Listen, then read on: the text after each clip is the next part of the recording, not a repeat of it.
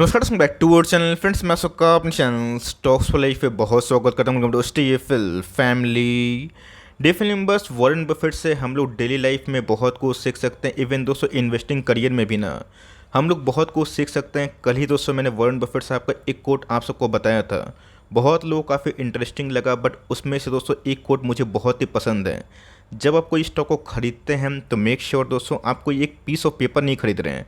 आप सबको अच्छे से पता है कि हम लोग रहते हैं डिजिटल वर्ल्ड में, जहाँ पे अब डीमेट अकाउंट सब डिजिटलाइज हो चुका है। लेकिन दोस्तों एक समय ऐसा था ना, पीस ऑफ पेपर में डीमेट अकाउंट की ट्रेडिंग होती थी। तो हमें गैस उस पर्सपेक्टिव से नहीं सोचना चाहिए कि शेयर को खरीद लिए कि चलो भाई पीस ऑफ पेपर है, खरीद के बेच देंगे फिर रख लेंगे।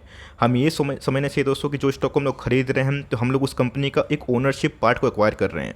मेक श्योर दोस्तों बिजनेस में अप्स एंड डाउन्स होते हैं, लेकिन साथ ही साथ आप कोई कंपनी को अगर ओनर की तरफ से देखेंगे ना कि मैं इस कंपनी का शेयर होल्डर, क्या मैं इस कंपनी का एक माइनर शेयर होल्डर हूँ और उसके साथ ओन भी करता हूँ, तब दोस्तों आपको देखने का नज़रिया काफ़ी हद तक चेंज होगा और आप स्टॉक के सिक्लिकल बिहेवियर से बिल्कुल भी गुमराह नहीं होंगे। तो फटाफट डिस्कस करेंगे, बिकॉज यहाँ पे दोस्तों एक स्टॉक में 40% के आसपास करेक्शन हो चुकी है, जो मुझे लगता है कि लॉन्ग टर्म में बहुत ही रिवॉर्डिंग मशीन बन सकती है। चैनल फर्स्ट टाइम होंगे सब्सक्राइब कर सकते हैं इस तरह की क्वालिटी कंटेंट को सबसे पहले एक्सेस करने के लिए। Now without dealing any for time, let's begin. सबसे पहले ट्रेडिंग जगत में आने से पहले आप सबको अच्छे से पता है कि कुछ चीज़ सीखने की आवश्यकता होती है, चाहे वो फंडामेंटल्स पर्सपेक्टिव की बात की जाए या फिर टेक्निकल। आप सबको अच्छे से पता है कि टेक्निकल में दोस्तों मेरा जो सेटअप होता है बहुत ही क्लियर और क्लीन होता है। Bollinger band, RSI, McD, ADX और ऊपर से फिबोनाची जो पैटर्न होते हैं वो मैंने आपको सिखाई भी है, समझाई भी है कि जब स्टॉक पागल की तरह रैली करता है ना, ऐसा नहीं गिरावट नहीं हो सकता। और गिरावट का मतलब ये नहीं है कि कंपनी ख़त्म हो जाएगी।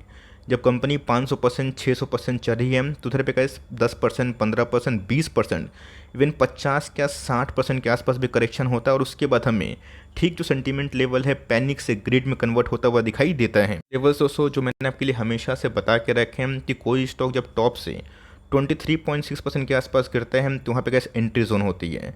38.2% के आसपास गिरता है, कंपनी अच्छी है तो यहाँ पे गैस ह्यूज एकुमुलेशन होती है।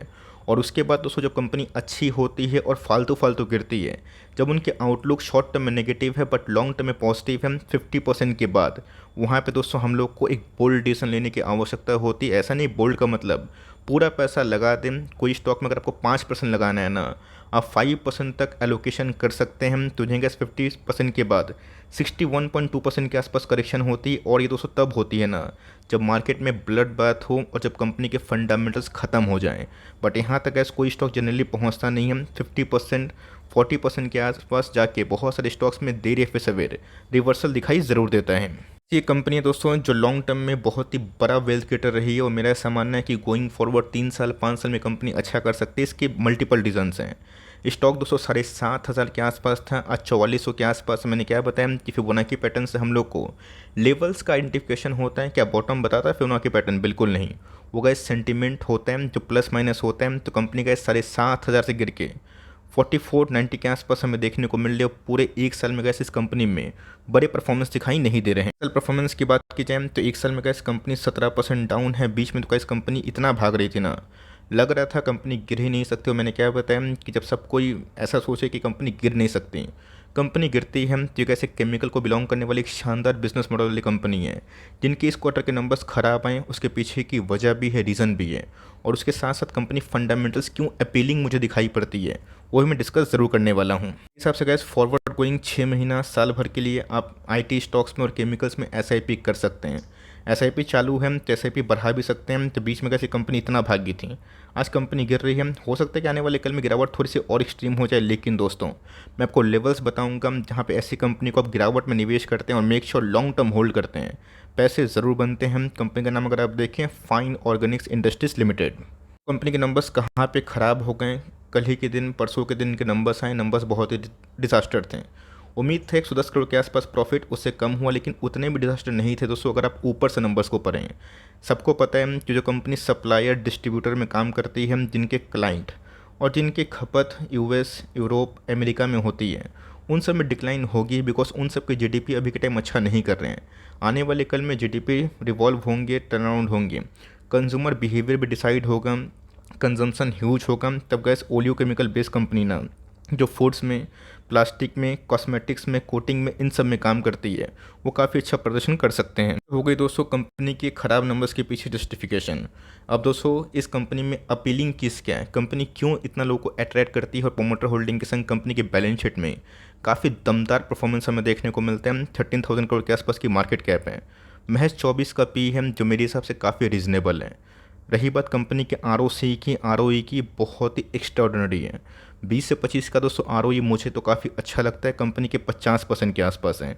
हो सकता है गोइंग फॉरवर्ड ये प्लस माइनस हो जाए, चेंजेस आए, लेकिन दोस्तों चेंजेस आने के बावजूद भी अगर ये 35% से ऊपर होता है ना, एक बहुत ही माइंड ब्लोइंग बात होती है। कंपनी के आरओसी पे अगर आप ध्यान दें तो मैसिव दिखाई पड़ती है। और दोस्तों आपने एक चीज़ नोटिस किया होगा, भले ही कंपनी के प्रॉफिटेबिलिटी में, टॉप लाइन में, सेल्स में गिरावट हमें देखने को मिली, लेकिन दोस्तों कंपनी के वीक एक्सपोर्ट की वजह से माना जा रहा था, तय था कि कंपनी के प्रॉफिट फॉल होंगे, लेकिन दोस्तों ऑपरेटिंग मार्जिन्स में देख के चौंक गया। ये बिल्कुल भी उतने फॉल नहीं हुए जितना कि मैंने उम्मीद किया था। 34% के आसपास ये हमेशा पॉसिबल नहीं होता है। 22 से 26-28 के आसपास रहते हैं तो सम्मानजनक बात है। बहुत ही कम ऐसी केमिकल कंपनी है जिनका ऑपरेटिंग मार्जिन 20 प्लस होता है, बहुत ही कम। और जो होता है दोस्तों वो कंपनी देर या फिर सवेर पैसा बनाती है। तो कंपनी के ओपीएम मेरे हिसाब से ठीक थे। रही बात प्रॉफिटेबिलिटी, डिप इसलिए हुए बिकॉज एक्सपोर्ट कम था, और कंपनी के टॉप लाइन सेल्स ही कम होंगे, तो सीधी सी बात है कि जो मुनाफा है वो थोड़ा बहुत डिक्लाइन ज़रूर हो सकता है, बट फिर भी कैसे मुनाफा इतना ख़राब नहीं था। अगर आप 12,000 करोड़ के आसपास कंपनी को जस्टिफाई करें कि एक क्वार्टर के प्रॉफिट ख़राब होने के बावजूद भी 100 करोड़, मेरे हिसाब से कैसे वो काफ़ी उम्दा होने वाली बात है। कैसे अगर आप देखें जब से लिस्टिंग कंपनी की हुई है 29, 43, 25% के आसपास कंपनी के सेल्स ग्रोथ हैं। रही बात कंपनी के प्रॉफिट ग्रोथ की, 40% से ऊपर है। स्टॉक प्राइस की बात की जाए, ऑन एन एवरेज गाइस 5 साल में 41% के आसपास पैसे बना के दिए, और मेरा ऐसा मानना है गोइंग फॉरवर्ड पैसे ज़रूर बनने चाहिए। रही बात डिक्लाइन की, करेक्शन की, वो तो होगा, बट आपको दोस्तों एश्योर रहने की आवश्यकता है कि आप कंपनी को महज एक पीस ऑफ पेपर या फिर डीमैट में एक छोटा सा लाइक क्लिक बाई और सेल समझते हैं, या कंपनी की ओनरशिप पे ध्यान देते हैं। तो कंपनी के आरओई की बात की जाए, आरओसी की बात की जाए, सेल्स ग्रोथ की बात की जाए, प्रॉफिट ग्रोथ की बात की जाए, सब मुझे बहुत ही इनलाइन दिखाई पड़ते हैं। कंपनी के रिजर्व्स की, तो मेरा ऐसा मानना है इसकी बहुत ही डिसेंट है। 1500 करोड़ के आसपास कंपनी के रिजर्व्स हैं।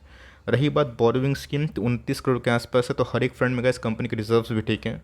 कंपनी के बोरिंग्स पे ज़्यादा नहीं है, कंपनी के आरओसी ठीक है, आरओई ठीक है, रीजनेबल वैल्यूएशन है, कंपनी का ऑपरेटिंग मार्जिन्स पे सही है, कंपनी का जो थीम है इंडस्ट्री का वो भी काफ़ी एवरग्रीन है। बात प्रोमोटर होल्डिंग की, तो 75% के आसपास दोस्तों प्रोमोटर ही खुद ओन करते हैं, मतलब फ्री फ्लोट शेयर मार्केट में है ही नहीं।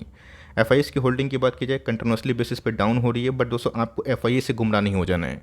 ये वही बात हुई कि एफआईएस बेच रहे थे लास्ट जून में, और निफ्टी 15,000 के आसपास गया, हम लोगों ने देखा देखी किया, एफआईएस के संग बेच दिया।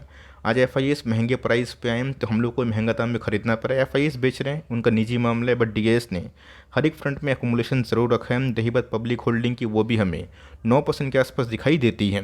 क्या बताया दोस्तों, कंपनी के नंबर्स की बात की जाए वो मैंने आपको बताया, कंपनी के बिजनेस मॉडल के बारे में मैंने समझाया, क्यों डिक्लाइन हुआ वो भी गैस मैंने प्रकाश डालने की कोशिश की। लेकिन यस, जब तक इस केमिकल इंडस्ट्री में थोड़ा सा चीज़ सुधरेंगे नहीं, तब तक इस कंपनी वैसा परफॉर्म नहीं करेगी जैसे कि लास्ट 2 साल से कर रही थी। रही बात बाइंग लेवल की, तो 7300 के आसपास का स्टॉक अगर 4400 के आसपास है, तो ऑलरेडी का 40% डिक्लाइन है। फिबोनाची पैटर्न का 38.2% के आसपास करेक्शन हमें एग्जैक्टली देखने को मिल रहा है, तो इस लेवल पे का इस खरीदा जा सकता है। बहुत लोग पूछेंगे कि सर मैं 3500 का वेट कर रहा हूँ, कर सकते हैं, नसीब वाले होंगे तो मिल गया तो अच्छी बात है, नहीं होंगे तो क्या करेंगे। इसलिए गाइस 10 स्टॉक खरीदने की ताकत है। करंट मौजूदा प्राइस में 2-3 स्टॉक खरीदा जा सकता है। रही बात 1 डे के चार्ट की, नंबर्स के बाद डिस्टर्ब होता हुआ देखने को मिल रहा है। सेलिंग प्रेशर की वजह से आरएसआई इंडेक्स भी 30 के नीचे दिखाई दे रही है। बात दोस्तों मेक और ब्रेक लेवल, जैसे कि हमने आपको सिखाया है वीकली चार्ट पे बोलिंजर बैंड का कि 200 का मूविंग एवरेज, वो 200 इंडिकेट कर रहा है 3600 का लेवल। अभी लेवल आएगा या उसके पहले से घूम जाएगा।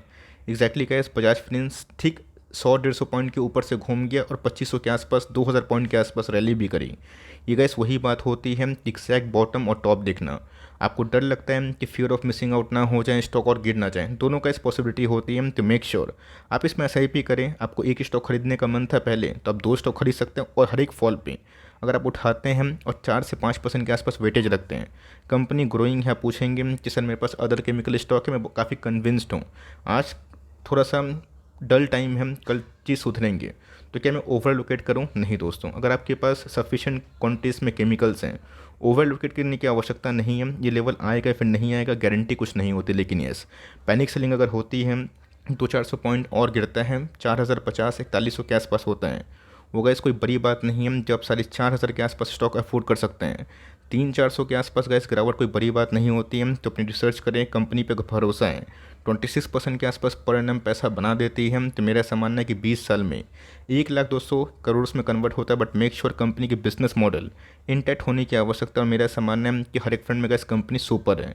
एक आध क्वार्टर के नंबर से आप जज नहीं कर सकते हैं, आपको कम से कम ये पूरा साल ना टाइम देना पड़ेगा। पैसे नहीं बनेंगे तो फ्रस्ट्रेशन लेवल हाई होगा, लेकिन कंपनी का ओनरशिप अगर आप ध्यान देंगे और 3-5 साल ओनर के हिसाब से देखेंगे तब को समझ में आएगा कंपनी कैसा ग्रोइंग है। रही बात उसको वीकली चार्ट में RSI इंडेक्स की, वो 41 के आसपास है, अगर जल्दी ही ओवरसोल्ड होता है, कंपनी आपको इनफ मार्जिन ऑफ सेफ्टी देगी। तो आपका क्या व्यू है, प्लीज़ कमेंट बॉक्स में अपनी वैल्यूएबल ओपिनियन राइट डाउन करना ना भूलें। और ऑफकोर्स वीडियो में फर्स्ट टाइम होंगे, चैनल फर्स्ट टाइम होंगे तो प्लीज़ सब्सक्राइब करिए आप लोग।